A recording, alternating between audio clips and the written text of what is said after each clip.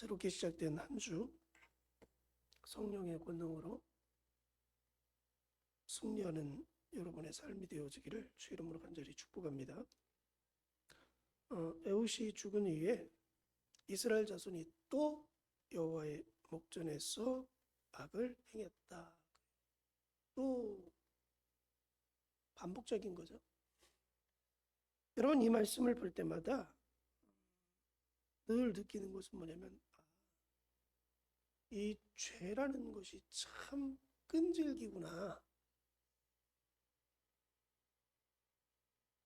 악한 습성을 끊어내기가 참 쉬운 게 아니구나라는 것을 새삼스럽게 또 느끼게 하는 단어입니다. 이스라엘 백성들이 태평성대를 누릴 때에는 하나님을 더 잘 섬겨야 되는데 엉뚱한 생각들을 하죠. 그래서 하나님을 멀리하고 도리어 우상을 섬기는 그런 일들을 행합니다. 그럼 하나님이 진노의 손을 들어서 그들을 내려쳐요. 그러면 또 잘못했다고 하나님 앞에 부르짖죠. 하나님 잘못했습니다. 용서해 주세요. 살려주세요. 구원시켜 주세요. 해방시켜 주세요. 그럼 그 간구함에 귀 기울이신 하나님께서 마음을 보시고 사사를 세우셔서 그들을 위기 가운데서 구원해 내십니다. 그래서 또 태평성대를 또 누리게 해주세요. 그러면 그것을 잊지 말고 하나님을 더 잘 섬겨야 되는데, 하나님 말씀 앞에 충성하는 삶을 살아야 되는데, 구별된 거룩한 삶을 살아야 되는데 또 엉뚱한 생각을 하고 엉뚱한 짓을 또 합니다. 하지 말아야 될 일들을 자꾸 반복적으로 계속적으로 한다는 거예요. 오늘도 이스라엘 자손이 또 여호와의 목전에 악을 행했다. 또 여러분, 우리가 인생길을 걸어갈 때 하나님의 자녀로서 끊어야 될 것들, 옛사람의 습성들을 단호하게 끊고 거룩한 자의 삶을 살아가는 은혜가 우리 가운데 있기를 원합니다. 그래서 하나님의 백성으로서, 하나님의 자녀로서 부끄럽지 않고 또 세상을 향하여 빛과 소금의 영향력을 끼치며 하나님의 뜻을 온전히 이루어드릴 수 있는 새로운 피조물의 삶을 우리가 살아갈 수 있어야 됩니다. 이러한 죄악을 범하니까 하나님이 가나안 왕 야빈을 통해서 그들을 넘겨주세요. 그리고 이 야빈이 얼마나 이스라엘 백성들을 심하게 대하는지 심히 학대했다. 몇 년 동안요? 20년 동안. 강력한 군사력을 앞세워서 이스라엘 백성들을 학대했다는 거예요. 심히 학대했다.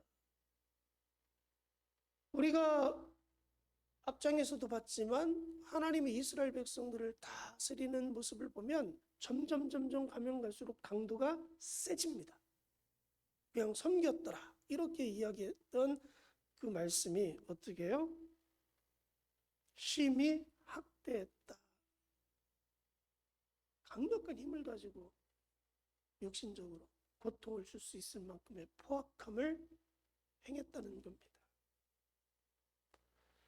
하나님과 멀어지면 찾아오는 결과입니다.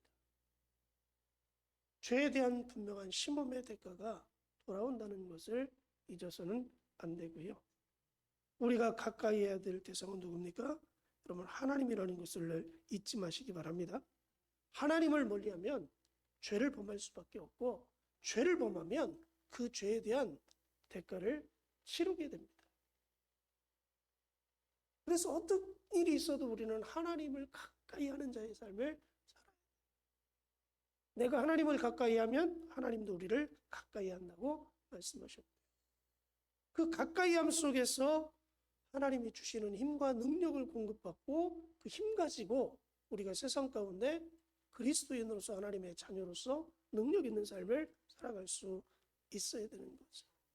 하나님을 멀리하면 하나님이 주시는 능력을 힘입을 수가 없는 거죠. 포도나무에서 가지가 떨어져 나가면 아무 열매를 맺을 수가 없는 거죠. 왜요? 원줄기에서 공급하는 영양분과 수분을 공급받지 못하기 때문에. 끊어져 버리면, 단절돼 버리면 아무것도 열매 맺을 수 없는 것입니다. 하나님과 내가 죄라는 것으로 관계가 단절되면, 하나님과 멀어져 버리면 하나님이 주시는 영적인 은혜, 힘, 권능을 얻을 수가 없게 되죠. 그 결과 불행한 인생으로 전락하게 됩니다. 그러므로 여러분 무엇보다 하나님을 가까이 하는 삶을 살아가시기를 주의 이름으로 간절히 축복합니다. 심히 학대하니까 너무너무 고통스러워요. 그러니까 또 하나님 앞에 부르짖습니다. 자신들의 상황을 하나님께 또 아뢰는 거죠. 그리고 또 잘못했다고 회개합니다. 그러니까 또 하나님께서 여선지자 드보라라는 사사를 세우시죠. 근데 이 드보라라는 여선지자가 사사가 언제 사사로 세움받느냐? 5절 말씀해 보면 그는 에브라임 산지 라마와 베델 사이 드보라의 종려나무 아래에 거주하였고 이스라엘 자손은 그에게 나가 재판을 받더라. 재판을 하는 과정 속에서 자기에게 맡겨진 일을 최선을 다해서 충성을 다하고 있을 때 하나님이 그를 또 다시 사사로 세우십니다. 그래서 민족을 이끌어갈 수 있는 그런 자리에 세워주시죠. 드보라는 맡겨진 일에 열심을 다할 때 하나님이 더 큰 일을 그에게 맡겨주시는 것을 보게 됩니다. 하나님의 일에 열심히 있는 자는 하나님 말씀을 잘 믿고 따르는 충성된 자죠. 그런 사람들에게 하나님의 더 큰 사역들을 맡겨주십니다. 여러분 달란트의 비유에서도 우리 잘 알잖아요. 5달란트, 2달란트 받은 자가 가서 열심히 일해서 또 5달란트를 더 남겼고 2달란트를 더 남겼습니다. 주인이 돌아와서 계산할 때 달란트를 내밀면서 주인이 나에게 맡긴 달란트를 가지고 이렇게 또 남겼습니다. 주인이 것이니까 받으십시오. 그 모습을 보고 주인이 그들에게 말씀합니다. 잘하였다. 착하고 충성된 종아. 네가 작은 일에 충성했으니 내가 더 큰 일을 너에게 맡기겠다. 큰 일을 맡겼다는 저와 여러분들이 하나님의 자녀로 이 땅의 삶을 살 때 더 큰 일들을 해야 되지 않겠어요? 지금의 만족이 아니라 하나님의 일을 더 많이, 더 크게 진행하는 그러한 삶을 우리 일평생 속에 해야 되지 않을까? 이 정도면 됐겠지가 아니라 더 많이 하나님의 일을 했으면 좋겠다. 더 크게 한번 했으면 좋겠다. 더 다양하게 좀 해봤으면 좋겠다. 저는 그런 욕심이 있습니다. 더 많은 하나님의 일을 다양하게 더 크게 이왕 하나님의 일을 할 거면 또 크게 해야 되죠. 근데 하나님의 사람들을 세우실 때 보면 사람들을 부를 때 보면 열심히 있는 사람들을 하나님이 컨택해서 불러내시는 모습들을 보게 되고 그들에게 또 다른 사역들을 맡겨서 그 일들을 진행시키는 모습들을 보게 됩니다. 오늘 드보라는 이 여선지자가 열심히 맡겨진 일을 할 때에 하나님이 그를 사사로 부르셨고요. 또 앞으로 해야 될 일에 대해서 이 드보라에게 하나님이 말씀하십니다. 이 가나안과의 전쟁이 반드시 있을 텐데 그러나 그 가나안을 너희 손에 넘겨줄 거다. 이스라엘 백성들이 하나님 앞에 회개하고 울부짖고 아우성치니까 하나님께서 그들을 그 가나안 왕의 야빈의 손에서 그들을 구원하기로 작정하셨던 거예요. 그래서 앞으로 어떻게 일을 진행할 것인지에 대해서 드보라에게 다 말씀을 이미 해주셨습니다. 그러니까 6절 말씀에 드보라가 사람을 보내어 아비노함의 아들 바락을 납달리 게데스에 불러다가 그에게 이르되 드보라가 바락이라는 사람을 불렀습니다. 그러면서 이렇게 말하죠. 이스라엘의 하나님 여호와께서 이같이 명령하지 아니하셨느냐. 하나님이 나에게 이렇게 말씀하셨다. 그러니까 너는 납달리 자손과 스불론 자손 10,000명을 거느리고 다볼산에 가라. 전투를 준비하라. 그 말씀이에요. 네가 나가서 진두지휘해서 전쟁을 치루어라. 그러면서 내가 야빈의 군대 장관 시스라와 그의 병거들과 그의 무리를 기송강으로 이끌어 내게 이르게 하고 그를 내 손에 넘겨주리라 하셨느니라. 하나님이 그들을 네 손에 넘겨줬다. 그러니까 너는 전쟁을 해라. 그랬더니 바락이 그러면 내가 군대를 이끌고 나가서 전쟁을 하겠습니다 라고 했으면 좋을 텐데 바락이 그렇게 말하지 않아요. 8절 말씀에 바락이 그에게 이르되 만일 당신이 나와 함께 가면 내가 가려니와 만일 당신이 나와 함께 가지 아니하면 나도 가지 아니하겠나이다. 하나님이 가서 전쟁을 하면 그들을 네 손에 붙였으니까 네 손에 붙였다는 건 뭐예요? 승리를 주겠다는 거잖아요. 너를 통해서 이 가나안 왕과의 전쟁에서 승리를 너에게 주었다라고 하나님 말씀하는데 이 바락이 하나님 말씀에 대한 확신이 없는 거예요. 네 손에 붙였다라고 하신 이 말씀에 대한 자신감이 없는 거예요. 왜요? 이 가나안 왕 야빈에게는 철병거 900대가 있습니다. 근데 자기가 10,000명을 이끌고 가서 보병을 이끌고 나서 그들과 전쟁을 해서 이긴다? 이게 고개가 갸우뚱해지는 거죠. 왜요? 계산을 해보면 답이 안 나와요. 하나님은 이미 네 손에 붙였다고 했는데 확신이 없는 거예요. 그러니까 바락이 그럼 당신이 나와 함께 가면 나도 같이 가겠다. 그러나 당신이 안 가면 나도 안 간다. 하나님의 말씀이 아무리 약속돼 있어도 그 말씀에 대한 확신보다는 자꾸 누구를 의지하는 거예요? 사람을 의지하는 거예요. 환경을 의지하는 거예요. 연약하다는 거죠. 믿음. 확고한 믿음 있는 당신이 같이 가주면 내가 당신을 보고라도 가지만 당신이 안 가면 나도 못 가겠다는 거죠. 하나님의 말씀을 의지하고 가기보다는 자꾸 사람을 의지하고 사람을 바라보는 그런 연약하고 나약함이 바락에게 있었습니다. 근데 우리도 이러한 바락의 모습에 삶을 살 때가 참 많이 있다는 거죠. 하나님의 약속된 말씀을 부여잡고 그 약속된 말씀을 믿고 따라가기보다는 자꾸 환경을 바라보고 사람을 바라보고 어디에서 나 도와주지 않을까? 어떤 사람이 나를 도와주지 않을까? 좀 환경은 더 좋아지지 않을까? 자꾸 내 시선을 다른 곳으로 이렇게 돌려요.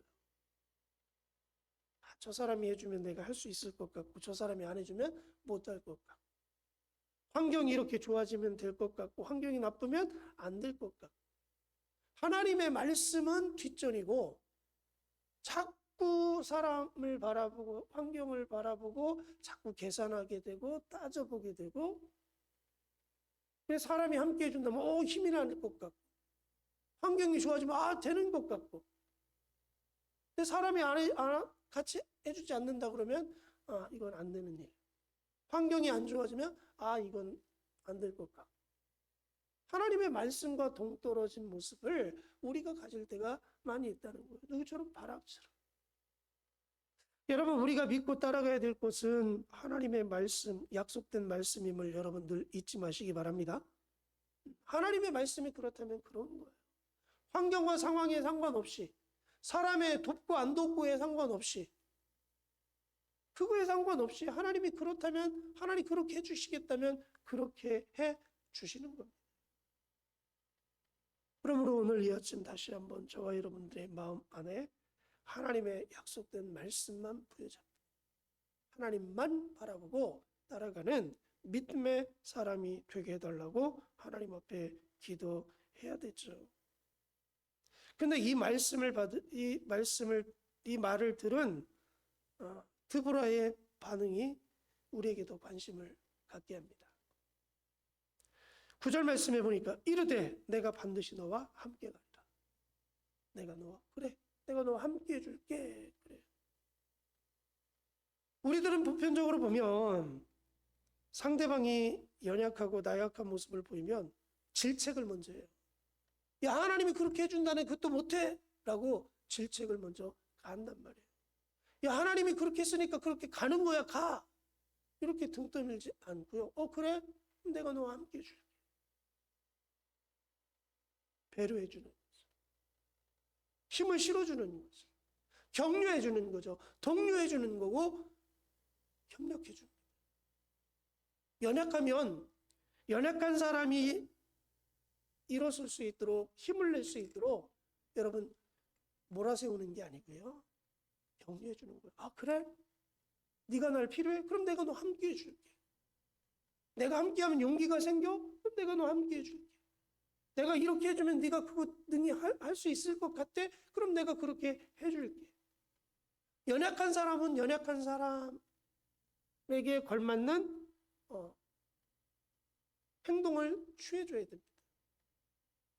근데 우리는 내 수준에서 내 기준에서 상대방을 자꾸 이렇게 대하려고 할 때가 많이 있어요.